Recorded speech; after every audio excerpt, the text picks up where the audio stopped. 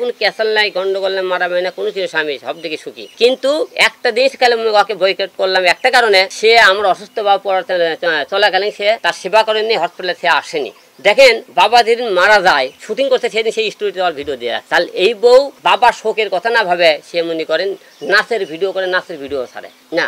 অবশ্যই মনে করেন যেহেতু আমি এখন সিঙ্গেল বলতে পারেন, তালাক দেওয়ার পরে সিঙ্গেলে দেবো। আমার বাবা মা মনে করেন হলে যে মা 3 দেশ মনে করেন, মা বাবা তো মারা গেল, আর মা তো দেখার জন্য এবং ফ্যামিলিতে দেখার জন্য আমার 3 বাচ্চাকে দেখার জন্য একটা লোক দরকার যে কোনো পর্যায়ে। সে যে কোনো কারণ, যে মেয়ে আমার ছেলেকে মেয়ে এবং আমার মাকে ভালোবাসে সেরকম মেয়ে এরকম। পুরুষের জীবনে মেয়ে পাল্টায় কোন জায়গায় জানেন?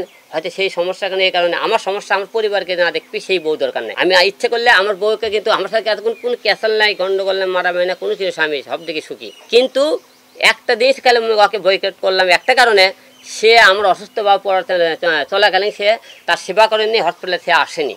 2 নম্বর কথা এমন, এবং সে বাবা যে জায়গাত মনে করেন, দেখেন বাবা যেদিন মারা যায় সেই দিন করে কি তার স্টোরিতে দেখবে নাচের ভিডিও, শুটিং এর ভিডিও ছাড়ে রাখছে। শুটিং করতে সেদিন সেই স্টোরিতে আমার ভিডিও দিয়ে রাখছে। তাহলে এই বউ বাবার শোকের কথা না ভাবে সে মনে করেন নাচের ভিডিও করে, নাচের ভিডিও ছাড়ে। তাহলে এই আমি তাকে বয়কট কেন করলাম? যার ভিতরে মনুষ্যত্ব নাই, ওর কেউ সে কি মরবে না কোনো দিন? তার কি বাবা মা নাই? সে আমার বাবা মা মারা গেলে কোন হিসেবে সে ভিডিও ছাড়লো, এবং সেই কোন হিসেবে নাচ গান করলো? সে করতে এই ভিডিওগুলো আগে আপনি ভিডিওগুলো টানে টানে তার তারিখগুলো দেখবেন, এবার যেদিন শুটিং করছে লাইভগুলো দেখবেন, ওই ছেলের ভিডিওতে দেখবেন, আপনাকে লিঙ্ক দেবো। তারা বলে এবং বলছে সে বারে জানা ঢাকা শহরে যে কোনো বার আছে, প্রতিটা বারে যাবেন, তাদের নাম লিস্টে আছে কিনা, তারা বারে গান যায় কিনা। এগুলো তো আপনি আগেও জানতেন, এগুলো তো জেনে শুনেই বিয়ে করেছেন।